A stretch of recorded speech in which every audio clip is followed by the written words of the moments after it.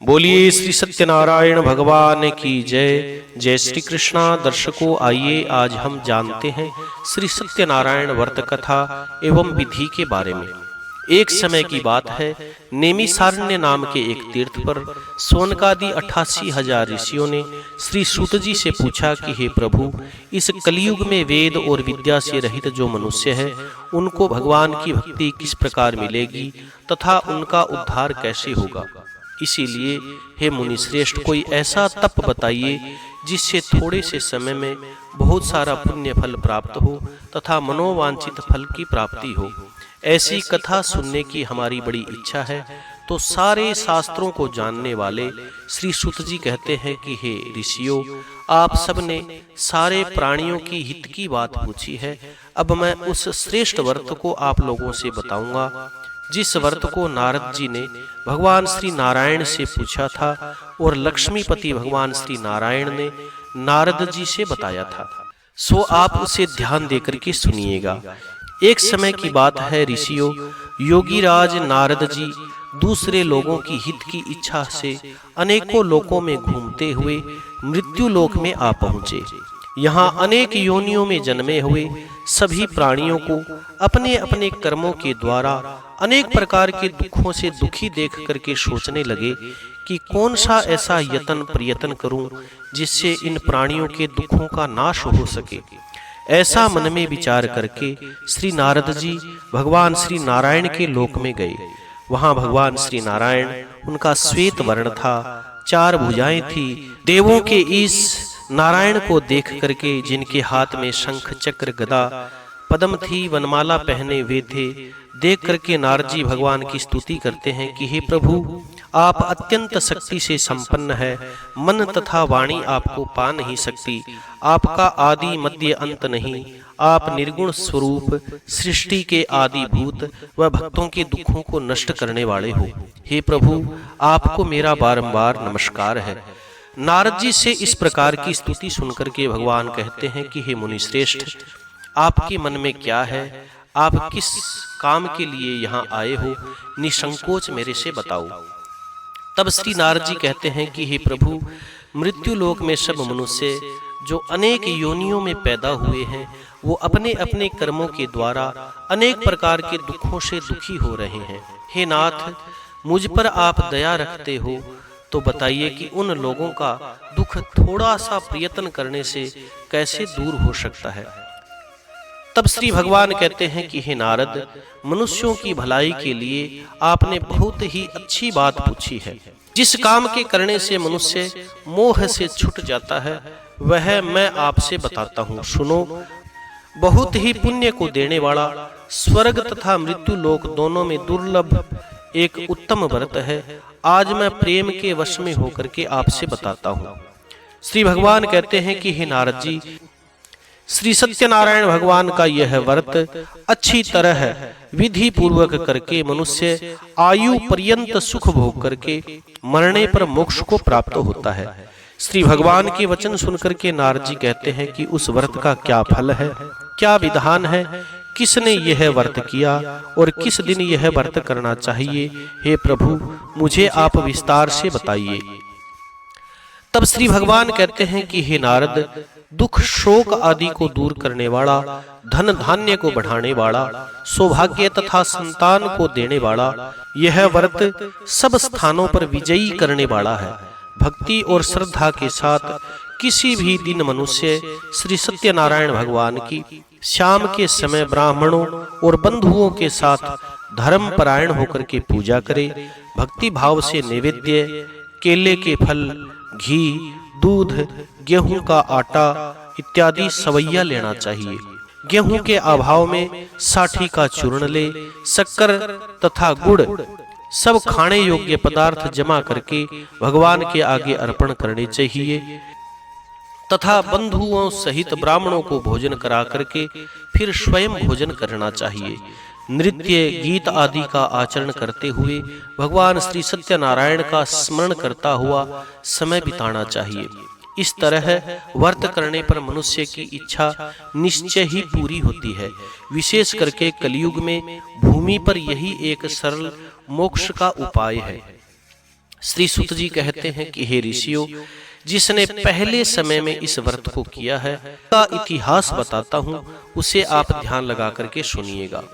सुंदर काशीपुरी नगरी में एक अत्यंत निर्धन ब्राह्मण रहता था। वह भूख और प्यास से बेचैन हुआ नित्य ही पृथ्वी पर घूमता था। तो ब्राह्मणों से प्रेम करने वाले भगवान ने ब्राह्मण को दुखी देख करके बूढ़े ब्राह्मण का रूप धारण करके उसके पास जाकर के आदर से पूछा कि हे ब्राह्मण, नित्य दुखी हुआ तो पृथ्वी पर क्यों घूमता है? हे श्रेष्ठ ब्राह्मण, ये सब मेरे से बता, मैं सुनना चाहता हूँ। तो वह ब्राह्मण कहता है कि मैं निर्धन हूँ, भिक्षा के लिए पृथ्वी पर घूमता हूँ। हे भगवान, यदि आप इसका उपाय जानते हो तो कृपा करके मेरे से बताओ। तो बूढ़े ब्राह्मण का रूप धारण करने वाले भगवान श्री सत्यनारायण स्वयं कहते हैं कि सत्यनारायण भगवान मनोवांछित फल देने वाले हैं, इसीलिए हे ब्राह्मण, तू उनका पूजन कर, जिसके करने से मनुष्य सब दुखों से मुक्त हो जाता है। ब्राह्मण को सारा विधान बता करके बूढ़े ब्राह्मण का रूप धारण करने वाले भगवान श्री सत्यनारायण वहीं अंतर ध्यान हो गए। जिस व्रत को बूढ़े ब्राह्मण ने बताया है उसको मैं करूंगा, यह निश्चय करने पर उसे रात में नींद नहीं आई। वह सुबेरे ही उठा और भगवान श्री सत्यनारायण के व्रत का निश्चय करके भिक्षा के लिए चल पड़ा। उस दिन उसे भिक्षा के अंदर बहुत सारा धन मिला, जिससे उस ब्राह्मण ने बंधु बांधवों के साथ सत्यनारायण भगवान का व्रत किया। इसके करने से वह ब्राह्मण सब दुखों से छूट करके अनेक प्रकार की धन संपत्ति से युक्त हो गया। उस समय से वह ब्राह्मण हर महीने व्रत करने लगा। इस तरह सत्यनारायण भगवान के व्रत को जो करेगा वह सब पापों से छूट करके मोक्ष को प्राप्त होगा। आगे जो पृथ्वी पर भगवान सत्यनारायण का व्रत करेगा वह मनुष्य सब दुखों से छूट जाएगा। इस तरह नारद जी से नारायण का कहा हुआ यह व्रत मैंने आप लोगों से बताया। हे ऋषियों, अब मैं और क्या बताऊं आपको? तो ऋषि कहते हैं कि हे सूत जी, संसार में इस ब्राह्मण से सुनकर के किस किस ने इस व्रत को किया वह भी हम सुनना चाहते हैं, इसके लिए हमारे मन में बड़ी श्रद्धा है।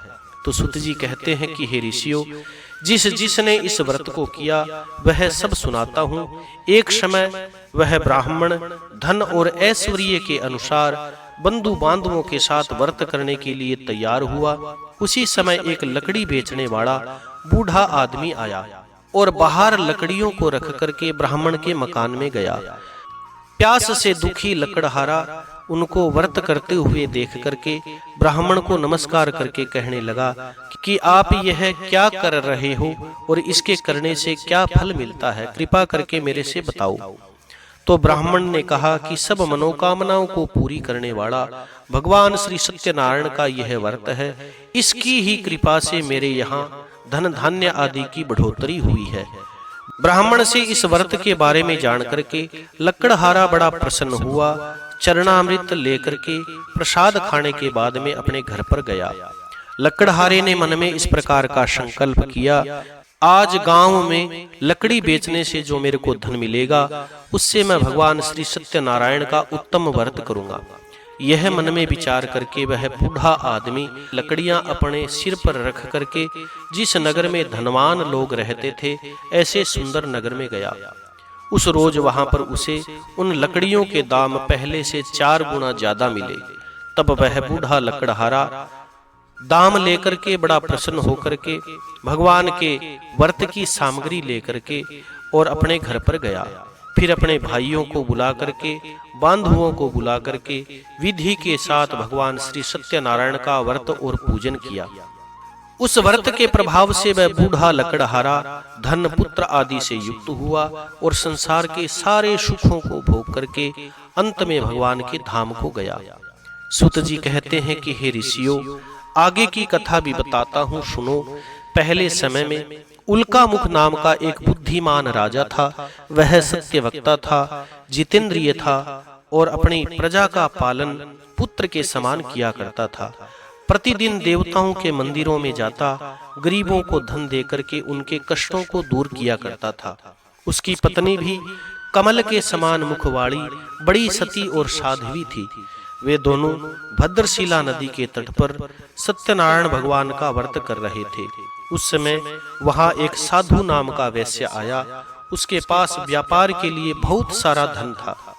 वह नाव को किनारे पर ठहरा करके राजा के पास आया और राजा को व्रत करते हुए देख करके विनती करके पूछने लगा कि हे राजन, आप भक्ति युक्त चित्त से यह क्या कर रहे हो?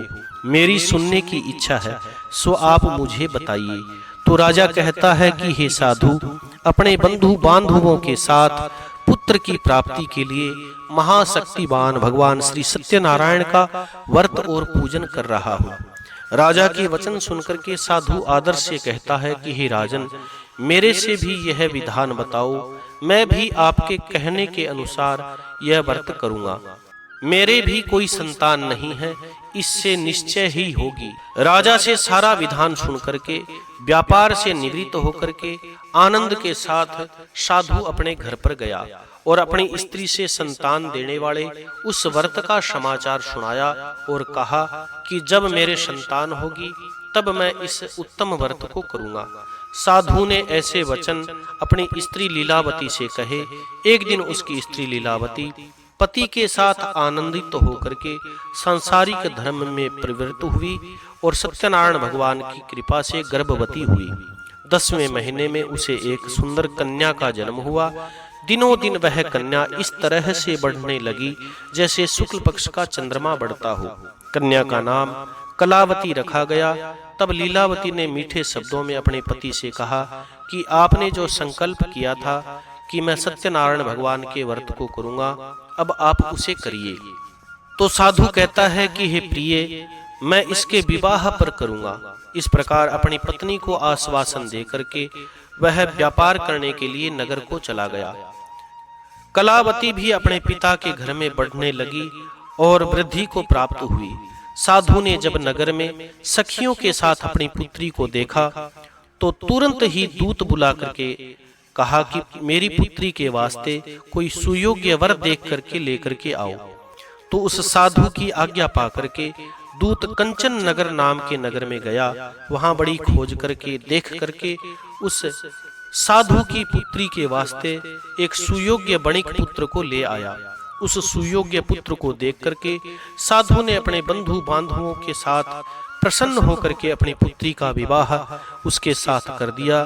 किंतु हे ऋषियों, दुर्भाग्य से वह विवाह के समय भी व्रत करना भूल गया। तब श्री भगवान क्रोधित हो गए और श्राप दिया कि तुम्हें दारुण दुख प्राप्त होगा। अपने काम में कुशल वह साधु जमाई के सहित समुद्र के पास रतनपुर नाम के नगर में गया। वहां दोनों ससुर और जमाई चंद्रकेतु राजा के नगर में व्यापार करने लगे। एक रोज भगवान श्री सत्यनारायण की माया से प्रेरित कोई चोर राजा का धन चुरा करके भाग करके जा रहा था, किंतु राजा के सिपाहियों को पीछे आता हुआ देख करके चोरों ने घबरा करके भागते हुए राजा के धन को वहीं छुपा करके रख दिया जहां वो दोनों ससुर और जमाई ठहरे हुए थे। जब दूतों ने उस साधु के पास राजा के धन को रखा हुआ देखा तो दोनों बंधी बना करके लेकर के गए और प्रसन्नता से दौड़ते हुए राजा के पास जाकर के कहते हैं कि हम 2 चोर पकड़ करके ले आए। हे राजन, आज्ञा दे, इनके साथ क्या करना चाहिए। तब राजा की आज्ञा से उन दोनों को कठिन कारावास में डाल दिया गया। उनका जितना धन था वह सब छीन लिया गया। सत्यनारायण भगवान के श्राप के द्वारा उसकी पत्नी भी घर पर बहुत दुखी हुई। घर पर जो धन रखा था चोर उसको चुरा करके ले गए। शारीरिक व मानसिक पीड़ा तथा भूख और प्यास से दुखी होकर के अन्न की चिंता में कलावती एक ब्राह्मण के घर में गई। वहां उसने भगवान श्री सत्यनारायण का व्रत होते देखा, फिर कथा सुनी, प्रसाद ग्रहण करके रात में घर में आई। माता ने कलावती से कहा कि हे पुत्री, अब तक कहाँ थी, तेरे मन में क्या है। तो कलावती कहती है कि माता, मैंने एक ब्राह्मण के घर में श्री सत्यनारायण भगवान का व्रत देखा। कन्या के वचन सुनकर के लीलावती भगवान के पूजन की तैयारी करने लगती है। लीलावती ने परिवार और बंधुओं के साथ मिलकर के भगवान श्री सत्यनारायण का व्रत और पूजन किया और वरदान मांगा कि हे प्रभु, मेरे पति और दामाद शीघ्र ही घर पर आ जाए। साथ में प्रार्थना करी कि हम सब का अपराध है प्रभु आप क्षमा करिए। सत्यनारायण भगवान इस व्रत से संतुष्ट हो गए। राजा चंद्रकेतु को स्वप्न दे करके कहा कि हे राजन, दोनों वैश्यों को प्रातः ही छोड़ दे। जो तूने इनका धन ग्रहण किया है वह दे दे, नहीं तो मैं तेरा धन, राज्य, पुत्र आदि सब नष्ट कर दूंगा। राजा से ऐसे वचन कह करके भगवान श्री सत्यनारायण स्वप्न में अंतर ध्यान हो गए। प्रातः काल राजा चंद्रकेतु ने सभा में अपना स्वप्न सुनाया। फिर दोनों बणिक पुत्रों को कैद से मुक्त किया, सभा में बुलाया। दोनों ने आते ही राजा चंद्रकेतु को नमस्कार किया। राजा ने मीठे शब्दों में कहा कि हे महानुभावों, भावी के वश ऐसा कठिन दुख आपको प्राप्त हुआ है, अब आपको कोई भय की बात नहीं। ऐसा कह करके राजा ने उनको नए नए वस्त्र आभूषण पहनाए तथा उनका जितना धन लिया था उससे ज्यादा धन देकर के आदर सहित उन दोनों को विदा किया। दोनों वैश्य अपने घर को चल दिए। सुत जी कहते हैं कि हे ऋषियों, वैश्य ने मंगलाचरण करके यात्रा प्रारंभ करी और अपने नगर को चल पड़ा। उनके थोड़ी दूर निकलने पर दंडी वेशधारी सत्यनारायण भगवान ने उनसे पूछा कि हे साधु, तेरी नाव में क्या है? तो वह अभिमानी हंसता हुआ कहने लगा कि हे दंडी, क्यों पूछ रहे हो? क्या धन लेने की इच्छा है? मेरी नाव में तो बेल पत्ते आदि भरे हुए हैं। वैश्य का ऐसा कठोर वचन सुनकर के भगवान ने कहा, तुम्हारा वचन सत्य हो। दंडी ऐसा कहकर के वहां से दूर चले गए। कुछ दूर जाकर के समुद्र के किनारे पर बैठ गए। दंडी के जाने पर वैश्य ने नित्य क्रिया करने के बाद में नाव को ऊंची उठी हुई देख करके अचंभा किया और नाव में बेल पत्ते आदि देख करके मूर्छित होकर के जमीन पर गिर पड़ा। फिर मूर्छा खुलने पर शोक करने लगा। तब उसके दामाद ने कहा कि आप शोक न करें, यह दंडी का श्राप है, अतः उनकी शरण में चलना चाहिए, तभी हमारी मनोकामना पूर्ण होगी। दामाद के वचन सुनकर के वह दंडी के पास पहुंचा और अत्यंत भक्ति भाव से नमस्कार करके बोला, मैंने जो आपसे असत्य वचन कहे थे उनको आप क्षमा करिए। ऐसा कह करके महान शोक करके रोने लगा। तब श्री दंडी भगवान कहते हैं कि हे बणिक पुत्र, मेरी आज्ञा से बार बार तुम्हें दुख प्राप्त हुआ है, तू मेरी पूजा से विमुख हुआ है। साधु कहता है कि हे भगवान, आपकी माया से मोहित होकर के ब्रह्मा आदि भी आपके रूप को नहीं जानते, तब मैं अज्ञानी कैसे जान सकता हूँ? आप प्रसन्न होइए, मैं सामर्थ्य के अनुसार आपका पूजन करूंगा। मेरी रक्षा करिए, पहले के समान मेरी नौका में धन भरिए। उसके भक्ति युक्त वचन सुनकर के भगवान श्री प्रसन्न हो गए और उसकी इच्छा के अनुसार वरदान देकर के अंतर ध्यान हो गए। तब उन्होंने नाव पर आकर के देखा कि नाव धन से परिपूर्ण है। फिर वह भगवान श्री सत्यनारायण का पूजन करके साथियों सहित अपने नगर को चल पड़ा। अब नगर के पास पहुंचने पर उसने दूत को घर पर भेजा। दूत ने साधु के घर जाकर के उसकी पत्नी को नमस्कार करके कहा कि साधु अपने दामाद सहित नगर के पास आ गए। ऐसा वचन सुनकर के साधु की स्त्री ने बड़े हर्ष के साथ भगवान श्री सत्यनारायण का पूजन करके अपनी पुत्री से कहा कि मैं अपने पति के दर्शन को जा रही हूँ, तुम काम पूरा करके शीघ्र आना। माता के ऐसे वचन सुनकर के कलावती प्रसाद को छोड़ करके पति के पास गई, परंतु प्रसाद की अवज्ञा करने के कारण भगवान श्री सत्यनारायण रुष्ट हो गए और उसके पति को नाव सहित पानी में डुबो दिया। कलावती अपने पति को न देख करके रोती हुई जमीन पर गिर गई। इस तरह नौका को डूबा हुआ तथा कन्या को रोता हुआ देख करके साधु दुखी होकर के कहता है कि हे प्रभु, मेरे या मेरे परिवार से जो भूल हुई है उसे क्षमा करिए। उसके दीन वचन सुनकर के भगवान श्री सत्यनारायण प्रसन्न हो गए और आकाशवाणी हुई, हे साधु, तेरी कन्या मेरा प्रसाद छोड़ करके अवज्ञा करके आई है, इसीलिए इसका पति अदृश्य हुआ है। यदि वह घर पर जाकर के प्रसाद खा करके वापस लौटेगी तो इसका पति अवश्य मिलेगा। ऐसी आकाशवाणी सुनकर के कलावती ने घर पर पहुंच करके प्रसाद खाया, फिर आकर के अपने पति के दर्शन किए। उसके बाद में साधु ने बंधु बांधवों के साथ मिलकर के भगवान श्री सत्यनारायण का विधि पूर्वक पूजन किया। उस दिन से वह हर पूर्णमासी को सत्यनारायण भगवान का पूजन करने लगा। फिर इस लोक के सुख भोग करके अंत में भगवान के धाम को प्राप्त हुआ। सुत जी कहते हैं कि हे ऋषियों, और भी कथा बताता हूँ, सुनो। प्रजा पालन में लीन तुंगध्वज नाम का एक राजा था। उसने भी भगवान का प्रसाद त्याग करके बहुत दुख पाया था। एक समय वन में जाकर के वन के पशुओं को मार करके बड़ के पेड़ के नीचे आया। वहां उसने ग्वालों को भक्ति भाव से भगवान श्री सत्यनारायण का पूजन करते हुए देखा। राजा देख करके भी अभिमान से न तो वहां गया और न नमस्कार किया। जब ग्वालों ने भगवान का प्रसाद उसके सामने रखा तो वह प्रसाद को छोड़ करके अपनी सुंदर राजधानी को आ गया। वहीं उसने अपना सब कुछ नष्ट पाया तो वह जान गया कि सब भगवान श्री सत्यनारायण ने किया है। तब वह विश्वास करके ग्वालों के पास गया, विधि पूर्वक भगवान श्री सत्यनारायण का पूजन किया, फिर प्रसाद खा करके वापस आया। पहले जैसा राज्य उसे प्राप्त हुआ। दीर्घ काल तक सुख भोग करके मरने पर वो स्वर्ग को गया। जो मनुष्य इस परम दुर्लभ व्रत को करेगा, भगवान की कृपा से निर्धन धनी हो जाता है, धन धान्य की प्राप्ति होती है, निर्धन धनी हो जाता है और बंधी बंधन से मुक्त होकर के निर्भय हो जाता है। संतानहीनों को संतान की प्राप्ति होती है तथा सब मनोरथ पूर्ण होकर के अंत में वैकुंठ धाम को जाता है। जिन्होंने पहले इस व्रत को किया, अब उनके दूसरे जन्म की कथा बता। वृद्ध सदानंद नाम का वह ब्राह्मण सुदामा का जन्म लेकर के मोक्ष को पाया। उल्का मुख नाम का वह राजा दशरथ होकर के वैकुंठ धाम को प्राप्त हुआ।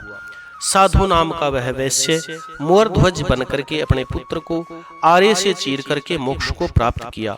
महाराज तुंगध्वज भी स्वयंभू होकर के भगवान के भक्ति युक्त कर्म करके मोक्ष को प्राप्त किया। बोलिए श्री सत्यनारायण भगवान की जय। ओम जय लक्ष्मी रमणा स्वामी, जय लक्ष्मी रमणा। सत्यनारायण स्वामी जनपातक हरणा। ओम जय लक्ष्मी रमणा। रत्न जड़ित सिंहासन अद्भुत छवि राजे, स्वामी अद्भुत छवि राजे। नारद करत निरंतर घंटा ध्वनि बाजे। ओम जय लक्ष्मी रमणा। प्रगट भई कली कारण द्विज को दर्श दियो, प्रभु द्विज को दर्श दियो। बूढ़ो ब्राह्मण बन कर कंचन महल कियो। ओम जय लक्ष्मी रमणा। दुर्बल भील कराल इन पर कृपा करी, प्रभु इन पर कृपा करी। चंद्रचूड़ एक राजा, चंद्रचूड़ एक राजा, तिनकी विपत्ति हरि। ओम जय लक्ष्मी रमणा। वैश्य मनोरथ पायो श्रद्धा तज दीनी, स्वामी श्रद्धा तज दीनी। सोफल भोग्यो प्रभु जी, सोफल भोग्यो प्रभु जी, फिर अस्तुति कीनी। ओम जय लक्ष्मी रमणा।